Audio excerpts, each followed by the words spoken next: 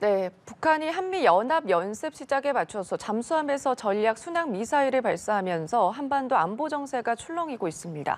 북한이 잠수함에서 순항 미사일을 발사한 건 이번이 처음인데 다양한 방식의 도발 배경은 무엇인지 조한범 통일연구원 선임연구위원과 함께 짚어보겠습니다. 어서 오십시오. 네, 안녕하세요. 네, 보도에서 들으신 것처럼 이번에 어제 북한이 잠수함에서 전략 순항 미사일 2발을 발사를 했습니다. 북한에 따르면 1,500km, 2시간 6분 비행한 후에 목표물을 명중했다 이렇게 얘기를 하고 있는데 아무래도 북한이 지금 노리고 있는 거 가장 큰 건 한미연합 훈련이다 이렇게 볼 수가 있을까요? 네, 그렇게 봐야죠. 그러니까 이 남포 인근에서 네. 이 전술 미사일 6발 최소한 쏜 이후에 네. 또 바로 이어서 이제 SLCM 잠수함 발사 순항 미사일을 쐈거든요. 네.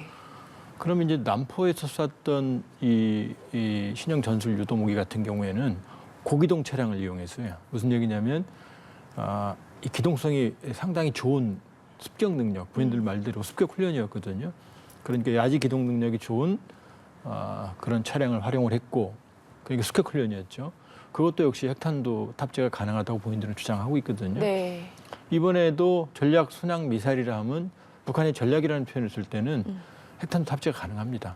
그리고 실제로 공개한 이 전략 순항 미사일을 보면은 북한은 핵탄두 탑재 가능한 무기 체계는 일정한 표식이 있거든요. 네. 그런 이제 격자 무늬에 흑백, 이 체스판 같은 무늬가 있거든요. 그럼 전략 순항 미사일도 그게 있어요.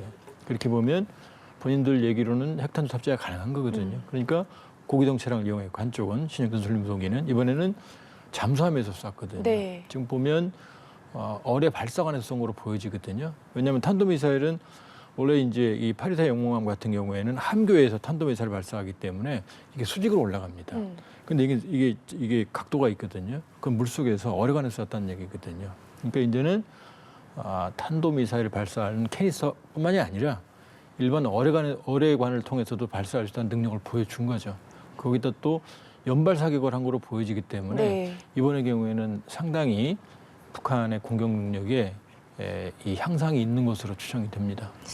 이번에 미사일을 발사한 잠수함이 파리사 영웅함이잖아요. 이전에도 SLBM을 발사한 적이 있었고 이번에 순항 미사일을 한 것은 처음인데 이렇게 북한 쪽에서 순항 미사일, SLBM 뭐 이렇게 계속 미사일을 발사를 한다는 거는 어떤 의미가 있다 이렇게 볼 수가 있을까요? 일단 파리사 영웅함은 실전용은 아니고요. 네.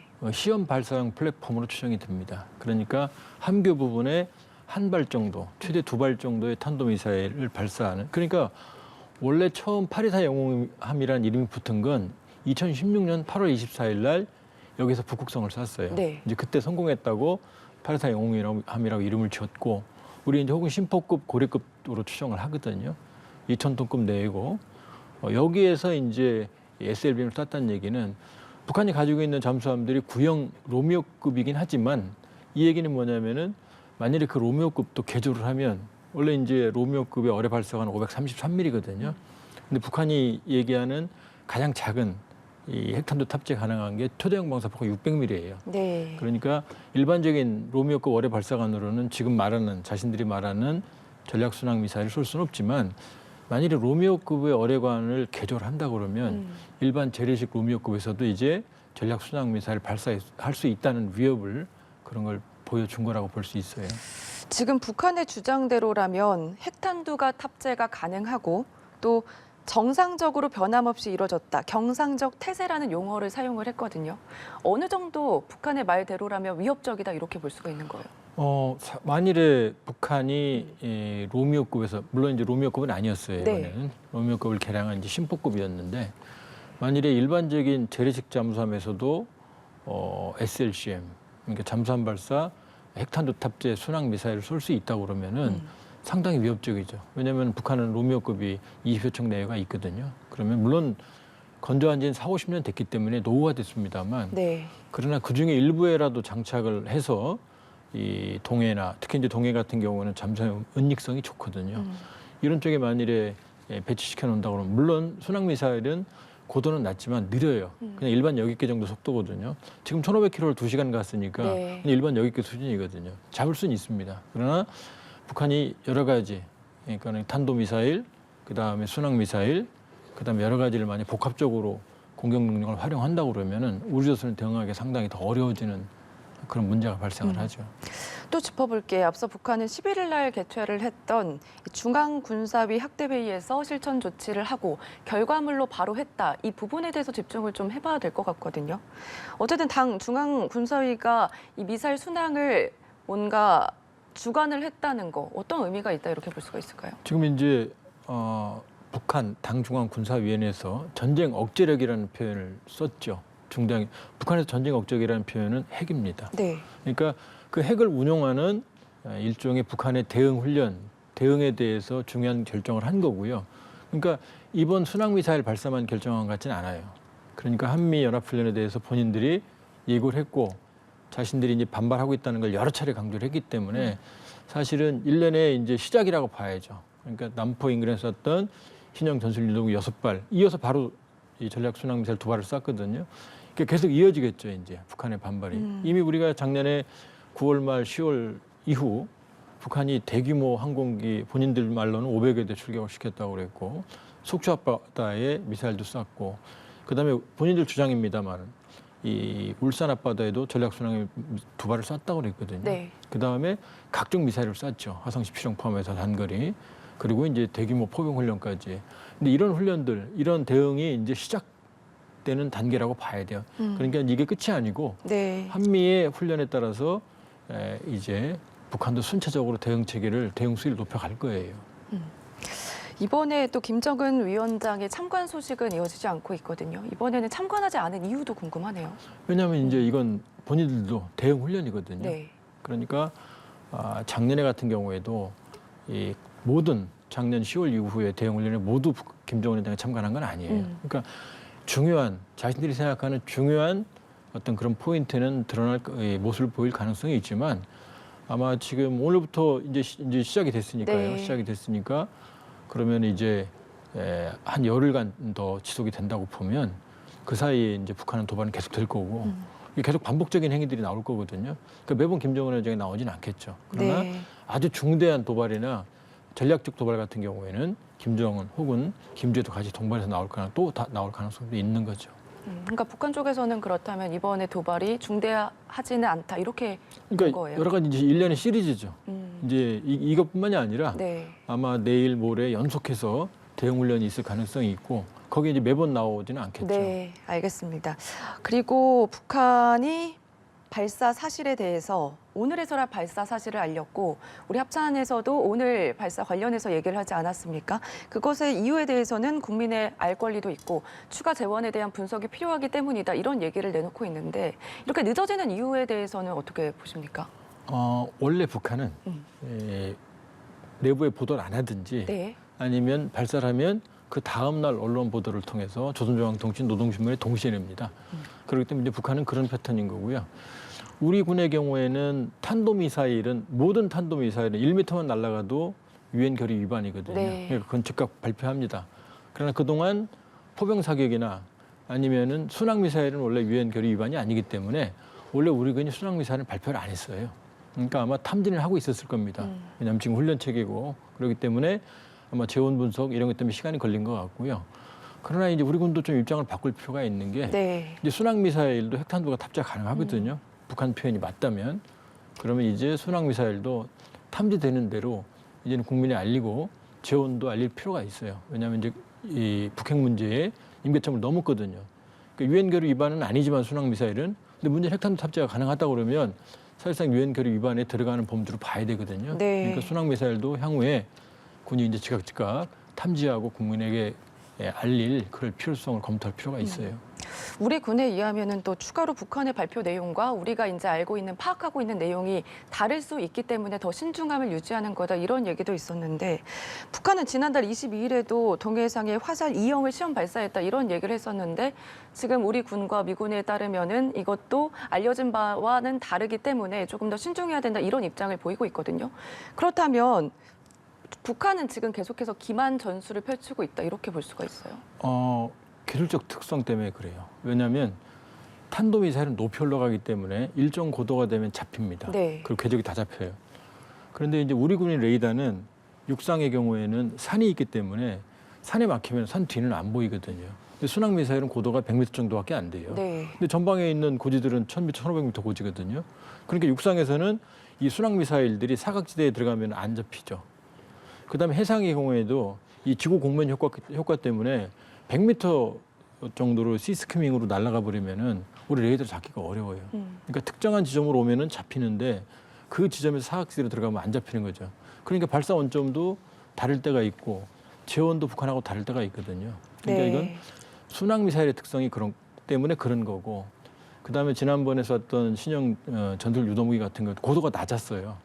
그렇게 되면은 우리가 정확하게 포착하는 데는 어려움이 있습니다. 그런데 이제 문제는 이런 미사일들이 남쪽으로 넘어올 때는 네. 이 사각지를 넘어서 내려오기 때문에 그때는 포착이 됩니다. 시간이 짧아서 그렇지 요격이 가능하고 또 말씀드린 순항 미사일은 아음속이기 때문에 느려요. 그러니까 포착만 되면은 요격 확률이 매우 높죠. 알겠습니다. 한미 연합훈련 오늘 0시를 기해서 시작이 됐기 때문에 추가 도발 가능성에 대해서는 높다 이렇게도 말씀을 해주셨잖아요. 그렇다면 북한이 도발 수위를 더 높일 가능성에 대해서는 어떻게 보십니까? 예, 가능성이 높아요. 상당히 높습니다. 이게 1년에 이어지는 왜냐하면 지난해 10월 이후에 북한이 정신없이 도발했거든요. 네. 근데 그때 우리 모든 명분이 한미 훈련이었거든요. 매번 대응했거든요. 지금 한미가 한 20여 개 내외의 훈련을 지금 이번 이 프리덤 실드 기간 중에 하거든요. 네. 그럼 20번 다 하지는 않겠지만 그러나 그중에 중요한 것들 대규모 야외 기동 훈련이나 아니면 대규모 출격 훈련이나 아니면 동해에서의 예를 들어서 항모 미국의 항모 전단이 CSG 전단이 포함된 훈련이 있거나 본인들이 위협을 느낄 만한 거에 대해서는 매번 대응을 할 거예요. 네. 그러니까 지난해 했던 뭐 대규모 포병 사격, 항공기 출격, ICBM 그다음에 단거리, 중단거리 여러 가지 무인기도 있었죠. 무인기도 있었고 그렇게 본다 그러면은 상당히 고강도의 전략적 도발도 지금 우려될 상황입니다. 네. 위협이 느낄만 하면 북한은 추가 도발을 할 거다 이렇게 말씀을 해주셨는데 이번 한미 연합훈련 중에 한일 정상회담도 있습니다. 16일과 17일. 그래서 북한이 이 기간에 어떤 도발을 할지 이 부분에도 관심이 모아지고 있거든요. 추가로 어떤 도발을 이 기간에 할까 그 부분도 짚어주시죠. 일단 이제 가장 지금 임팩트가 큰 도발은 핵실험이죠. 네. 미국이 그걸 가장 지금 우려하고 있기 때문에 그러나 기술적으로 북한은 핵실험이 아주 추가로 당장 해야 될 상황은 아니거든요. 그러니까 한 번 더 하고 여러 번 하면 핵실험 할수록 좋아요. 네. 그러나 이미 6번의 핵실험을 11년간 거쳐서 다종다양하게 했기 때문에 지금 급하게 핵실험할 필요는 없어요. 물론 하면은 뭐 핵탄두의 소형화나 검증을 할 수 있겠지만 지금 상태에서 지금 이미 전원회의에서 김 위원장이 선언했거든요. 네. 핵탄두 수를 기하급수적으로 늘려라 그런 지시를 내렸거든요. 그 얘기는 추가 핵실험보다는 있는 핵물질의 생산을 늘리고 이걸 이용해서 탄두를 늘리라는 거거든요. 그러니까 핵실험 카드는 당분간은 가지고 있을 것 같아요. 네. 당장 시황보다는. 그럼 남는 게 이제 ICBM의 정상각도 발사. 그다음에 4월이면 이미 군사용 정찰위성을 서해 인공위성 발사장에서 쏠 수 있다고 그랬기 때문에 인공위성 발사 가능성. 그다음에 지금 계속해서 심포에서 새롭게 건조되고 있는 잠수함이 아직 진수를 안 했거든요. 네. 신형 잠수함 진수. 그다음에 아직 이 심포급에서 아직 탄도미사일 지난해 이제 2021년에 파리산 공항에서 쐈던 탄도미사일 발사할 때는 잠수함이 손상이 됐어요. 네. 사실상 실패한 거죠. 아직 정상적인 발사를 아직 안 했거든요. 그 잠수함에서 탄도미사일 발사. 그다음에 이 무인기 침투와 같은 우리가 대응이 어려운 원점 확인이 어렵고 대응이 어려운 도발. 그러니까 다양한 가능성이 열려 있습니다. 네, 다양한 가능성이 열려 있다 이렇게 말씀을 해주셨는데 정상각도 발사에 대해서 조금 더 짚어보면은 아무래도 북한이 추가 도발에서 그동안 발사를 보면 항상 ICBM을 고각 발사로 했잖아요. 근데 이게 정상각도로 발사가 된다면 우려되는 부분이 많다. 전문가분들도 항상 그 말씀을 해주셨거든요. 그렇다면 지금 상황에서 봤을 때 북한이 정상각도로 발사할 가능성에 대해서는 어떻게 보세요? 가능성은 매우 높아요. 왜냐하면 김여정 부부장이 지난해 12월 20일 날 북한이 정상각도 발사를 못한다. 전문가들이 그러니까 두고 보면 알 거다. 해보면 된다 그랬거든요. 네. 그럼 벌써 몇 달 지났거든요. 그럼 지금 타이밍이 지금인 거죠. 근데 사실은 김여정 부부장이 얘기를 한 다음에 시간이 너무 지났거든요. 그렇게 보면 아직 정상각도 발사는 하고 싶은데 문제는 이게 실패할 수가 있거든요. 네. 그럼 체면이 국이거든요. 그러니까 아직 기술적으로 문제를 해결하지 못했다면 이번에도 쏘기는 어려울 거예요. 그러나 또 발사는 사실 핵실험 다음가는 임팩트가 충격이 있기 때문에 네. 북한으로서는 충분히 고려할 수 있을 만한 그런 상황이고요. 그러나 지금 동향이 없거든요, 별로. 그렇게 보면 아직 문제를 해결하지 못했을 가능성이 있다. 그러나 그 문제가 해결됐다고 그러면 이번 기간 내에 쏠 네. 가능성도 있죠. 알겠습니다. 북한의 그동안의 입장을 보면은 한국과 미국이 이렇게 했기 때문에 우리도 이렇게 하는 거다. 항상 이렇게 남 탓하는 모습을 볼 수가 있었거든요. 근데 북한의 선전 매체들도 한미 연합훈련에 대해서 북침 준비에 박차를 가하는 거다. 이렇게 굉장히 예민하게 반응을 하고 있는데 이건 어떤 의도가 담겨 있다 볼 수가 있어요. 그러니까 북한이 잘못된 게 뭐냐면 자기들 중심의 천동설에 사로잡혀 있어요. 그러니까 이 모든 원인은 북한의 핵 위협의 고조 때문에 일어난 일이거든요. 네. 그게 없다면 한미가 대규모 훈련할 명분이 없죠. 그죠.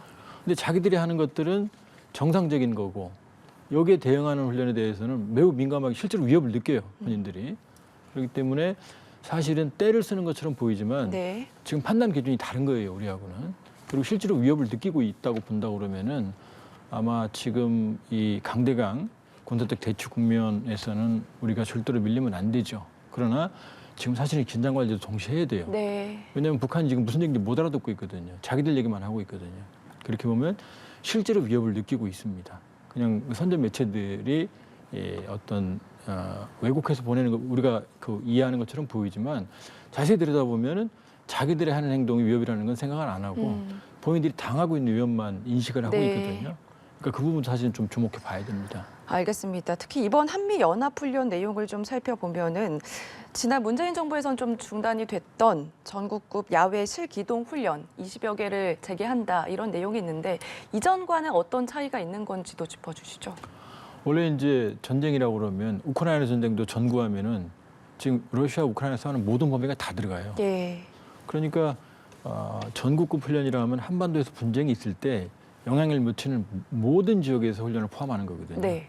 근데 이제 문재인 정부 때 한반도 평화 프로세스 때문에 사실은 그 전국급 훈련을 폐지했고 여기도 코로나도 있었죠. 그러니까 대대급 정도 이하의 수준의 훈련을 했거든요. 네. 근데 이제 이번에는 일단 훈련이 한반도 전국 전체를 포함을 하고요. 그 다음에 반격 이제 1, 2부로 과거에 나눴거든요. 이제 공격을 받으면은 이제 방어하고, 네. 그 다음에 이제 반격해서 올라가는. 근데 앞부분보다는 이제 반격의 방점이 있어요. 그러니까 북한으로 진격하고 북한에 들어가서 안정화 작전을 하고 북한의 레짐 체인지를 하고 이런 내용들이 들어 예. 있습니다. 그리고 야외 기동 훈련도 쌍용 훈련도 이제 4단급으로 이제 연대급은 작년 하반기에 했어요. 근데 4단급 훈련이면은 사실상 상륙 훈련은 대규모거든요. 그러니까 4단급이 포함되는 대규모 야외 기동 훈련이 들어가니까 그동안 했던 5년 동안은 사실은 대부분 도상 훈련이 대부분이었거든요. 근데 이게 여러 가지 실제로 병력이 동원되는 야외 기동 훈련 중심으로 이제 진행이 되니까 네. 북한으로서 사실 긴장할 수밖에 없죠. 그렇군요. 지금 연합훈련과 전개 수위에 따라서 대륙간 탄도미사일 추가 도발 가능성도 있고 굉장히 열려있는 상황이잖아요. 지금 위원장의 말씀대로에 따르면은 강대강으로 지금 계속 대치를 예. 하면은 긴장이 더 높아질 수밖에 없는 상황인 것 같거든요. 지금 어떻게 우리나라와 미국 쪽에서는 어떻게 대응을 하는 게 가장 현명할까요? 지금 이제 북한의 위협이 너무 커졌기 때문에 네. 또 5년 동안 훈련을 안 했기 때문에 지금 많은 문제가 생겼어요. 그래서 우리 군도 여러 가지 해프닝들이 있었죠. 네. 그렇기 때문에 훈련을 정상화하는 건 맞습니다. 근데 문제는 북한이 못 알아듣거든요.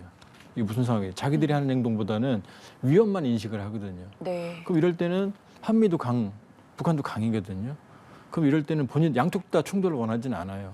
근데 상대방의 의사를 오판을 하면 여기에 대해서 잘못된 오해가 일종의 국지적인 무력 충돌로 갈 수 있거든요. 네. 그러니까 강력한 억지는 보여주되 북한에게 되게 명확하게 메시지를 전달해야 됩니다. 그러니까 긴장 관리도 해야 돼요. 북한이 어떤 반응을 보이든지 간에. 네. 그러니까 명확하게 힘에 의한 억지력을 보여주되 그런 한반도 긴장 관리도 같이 가야 되는 거고 필요하면 중국을 경유할 수도 있는 거고 다양한 긴장 관리 정책도 같이 가져가야만 되는 거지 이 무한정 강대강으로 가면은 오해에 의한 이 충돌 가능성도 배제할 수가 없거든요. 그런 점은 유의해야 됩니다. 알겠습니다. 오늘 말씀 여기까지 들어보겠습니다. 지금까지 조한범 통일연구원 선임연구위원과 함께 짚어봤습니다. 고맙습니다.